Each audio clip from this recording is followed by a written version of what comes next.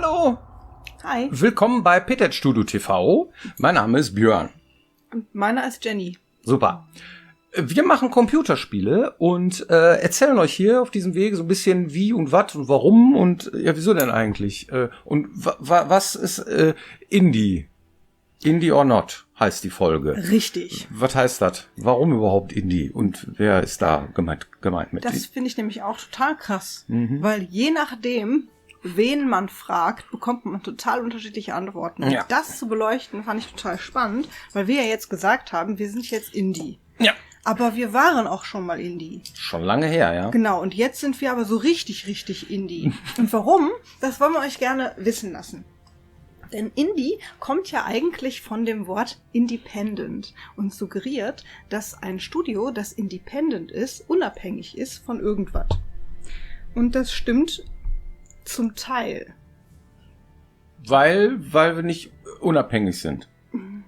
Wir sind tatsächlich jetzt richtig unabhängig. Das ist unabhängig. Unabhängig. Ja, Indie. Ja, weil wir uns gerade selbst finanzieren und weil wir selber bestimmen, wie alles läuft. Ja. Und ein Studio, dessen Rechte bei den eigenen Inhabern liegt, ist normalerweise independent. Ja. Auch dann, wenn ein Publisher zum Beispiel hilft. Das ist nämlich gar nicht so unüblich und am häufigsten der Fall, weil viele Indie-Studios zum Beispiel hergehen und Hilfe brauchen bei der Finanzierung der Entwicklung, beim Marketing, beim Verkauf, bei was weiß ich, Sachen wie Sprachaufnahmen, Übersetzungen, Testen und so weiter. Und sobald man sich jemanden ins Boot holt, mit dem man vertraglich etwas aushandelt, ist man ja nicht mehr ganz unabhängig, weil man hat ja dann einen Vertragspartner und potenziell stehen sogar so Sachen im Vertrag wie, ja gut, ihr habt überhaupt kein Geld, wir gehen jetzt ins volle Risiko, also wenn ihr das Spiel verkauft, gehören uns irgendwie ein Großteil der Einnahmen oder uns gehört ein Teil der Marke, die ihr dann an uns abgebt und so weiter. Und dann ist man eigentlich schon nicht mehr so richtig unabhängig, obwohl die Rechte des Studios immer noch bei den Inhabern liegen und das geläufig als Indie immer noch gilt. Da tritt man halt ein Stück weit da sein geistiges Eigentum ab und kriegt das für bare Münze dann zurück sozusagen. Ja, das, was man dann erfunden hat, hat dann auch tatsächlich irgendeinen Wert. Deswegen können wir das überhaupt tun, was wir hier tun. Ja, weil nämlich genau das haben wir auch getan in der Vergangenheit. So. Richtig. Und jetzt sind wir Indies und versuchen halt mit dem, was wir bisher erwirtschaftet haben, halt was Neues aufzubauen. Und das macht man am besten, indem man klein anfängt. So, ja, und das machen wir auch gerade. Die andere Seite wäre gewesen, wir hätten gesagt, okay, und um unser Lebensunterhalt zu bestreiten, ja, bis wir dann irgendwann alt und grau sind und in die Rente gehen, ja, hätte man auch sagen können, wir gehen in ein großes Team, ja, und lassen uns anstellen irgendwo oder nehmen irgendwo einen Job an und so weiter, ja. Das wäre auch eine Option gewesen. Aber es ist halt so, dass wir die Wahl hatten zwischen 3 Optionen, ja. Entweder zu versuchen, klein anzufangen, so wie wir es jetzt machen, Teil von einem großen Team zu werden, oder wieder so ein Ding in der Mitte zu machen, so wie wir halt die letzten über 20 Jahre gemacht haben. Ja. Wir waren immer zwischenzeitlich bei Piranha Bytes so 27 Leute. Nachher am Ende waren es 35 und das ist auch halt, mehr geworden, waren mehr Ansprüche, denen man gerecht werden musste und mehr Leute, die halt diese Spiele machen mussten und so weiter. Und wir waren trotzdem für ein Team, für die Spiele der Größenordnung, die wir gemacht haben, eigentlich relativ klein, ja, im Vergleich zu den anderen Teams, die vergleichbare größere Spiele gemacht haben. Und deswegen ist das so eine Diskrepanz. Ich nenne das immer gerne das Uncanny Valley, ja, der Spielebranche.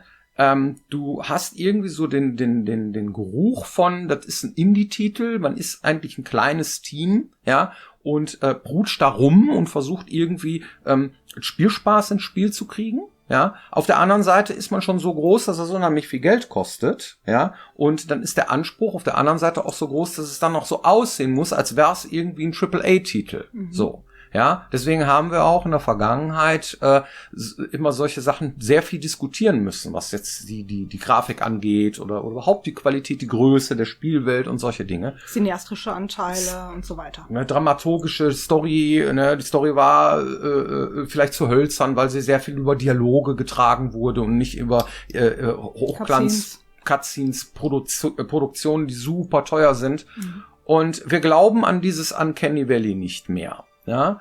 Also AA hat es momentan unglaublich schwierig. Und AA sind diese Studios, die genau in der Mitte liegen. Ja. Da kommen wir nämlich zum nächsten Punkt. Independent ist ja nicht der einzige Faktor, sondern Indie sind Spiele, die Leute erstmal als klein empfinden. Es gibt bestimmt auch unglaublich große Studios, die sich selber tragen, selber publishen und die sind auch independent, also unabhängig, aber die sind nicht Indie, weil die sind viel zu groß und werden landläufig nicht als solches gesehen. Die sind vielleicht sogar AAA. Ja. Also unterscheidet man von der Größe und von der Budgetierungsgröße auch nochmal in diese Kategorien, die Björn gerade erklärt hat, nämlich dieses E-Indie, AA, AAA. Und AAA sind dann tatsächlich die ganz großen. So ein Witcher ist AAA. Gibt ja auch AAA mittlerweile. Das heißt also ganz kurze Spiele, aber dann auch hochglanzpoliert. Also da sind dann auch schon sehr viele Leute dann dran, die dann daran arbeiten und sehr viel Arbeit investiert. Und das ist dann auch wieder ein großes Projekt eigentlich. Ja, obwohl da auch darüber diskutiert wird, was ist denn AAA? Ne? Ja. Muss das jetzt ein großes Budget haben oder muss es nur so aussehen? Man weiß es nicht so recht. Ja, da gibt's halt viele Meinungen da draußen. Genau, richtig. So. Also, wir haben uns für das Indie entschieden, für das sowohl Unabhängige als auch für das Kleine, weil das ein paar Vorteile mitbringt. Ja. Und zwar vor allem, also nebst dem, es muss nicht so teuer produziert werden, ist ein Riesenvorteil, dass man an einigen Stellen ruhig nischig sein darf. Und das kann man mit einem großen Kahn nicht. Ja. Ne? Wäre bestimmt auch interessant, mal bei so einem Riesenprojekt mitzumachen, aber da bist du quasi ein kleines Rädchen einer Riesenmaschinerie und hast eine bestimmte Aufgabe. Wenn du Indie bist, ist es genau das Gegenteil. Also du hast im Grunde genommen unglaublich viele Aufgaben und kannst sie aber auch viel selber bestimmen. Das heißt, man darf als Indie mutig sein und innovativ sein. Man kann also Dinge mal ausprobieren und gucken, wie die sich anfühlen, wie die ankommen und wie die sind, die man als Großer nicht wagen kann, weil sie erstens zu lange dauern, weil man sie so schnell mal eben nicht testen und einbauen kann, weil viel zu viele Leute mitreden und weil man da einfach nicht so mutig sein darf, wie man es sein kann, wenn man klein ist und Dinge einfach mal ausprobieren kann. Und das wiederum hat den Vorteil, dass man sich konkurrenzmäßig auch ein bisschen abheben kann, denn Indies sind super vielfältig. Das habt ihr bestimmt auch schon mal gesehen auf Steam, wie viele Spiele eigentlich rauskommen und wie viele davon halt auch super unterschiedlich sind, wenn man sie dann findet. Ne? Das ist nämlich die Krux bei der Geschichte. Man muss sich erstmal sichtbar machen. Damit werden wir mit Sicherheit auch zu kämpfen haben, dass man überhaupt unser Spiel in der ganzen Masse der Spiele, die erscheinen, sieht. Sichtbarkeit ist ein Thema. Indies müssen gucken, dass sie sichtbar werden. Und da hilft natürlich eine Community, die schon interessiert ist an dem Spiel, aber es hilft auch, wenn man dann ein bisschen innovativ ist und sich inhaltlich von anderen etwas abhebt. Und das sind beides Dinge, die wir gerne mögen, die wir gerne möchten und die wir in dem Zusammenhang auf jeden Fall forcieren werden. Ja, gut. Haben wir da Bock drauf? Unbedingt, ja. Das alles ein bisschen kompakter zu gestalten, finden wir super spannend. Wir werden jetzt nicht alle paar Monate irgendwie kleine Spielchen rausbringen. Also es wird schon ein richtiges Spiel werden, was wir da machen. Aber es ist halt schon, wir überlegen uns halt, das ist auch sehr kompakt und irgendwie, dass man das auch gestemmt kriegt, das zu dimensionieren, das ganze Ding. Ja. Und das ist eine neue Herausforderung für uns, ganz klar. Aber wir sind sehr zuversichtlich, dass wir das gestemmt kriegen und dass das auch genug Substanz hat, dass es auch am Ende des Tages dem gerecht wird, was ihr von uns erwartet. Da bin ich mir ziemlich sicher. Ja. Also, wir haben noch eine Community-Frage. Ah ja. Und zwar lautet die Frage, kann man sich denn bei euch bewerben? Und die Antwort lautet momentan noch nicht. Wir sind im Aufbau. Genau. Also es ist so, ihr müsst euch das vorstellen, wir haben jetzt reinvestiert. Das bedeutet, dass wir sehr viel Zeit irgendwie überbrücken müssen bis zum ersten Release. Also bis das erste Spiel, was wir machen, auf den Markt kommt. Ja. Und diese den Großteil dieser Zeit nebst potenziell Zuschüsse wird finanziert durch Eigenkapital, das wir halt reinvestieren in die GmbH.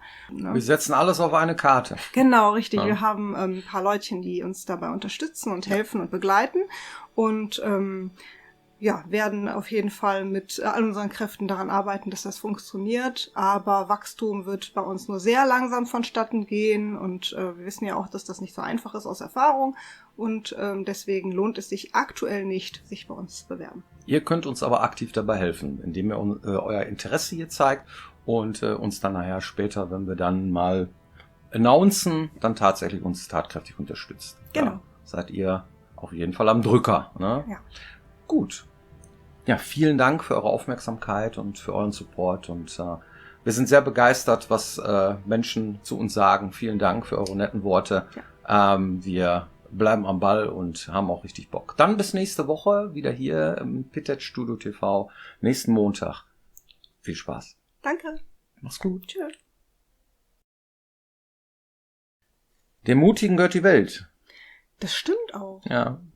Ich glaube, das wird sich lohnen. Ja. Wie man auch andersrum sagen kann, wer nichts macht, macht nichts falsch.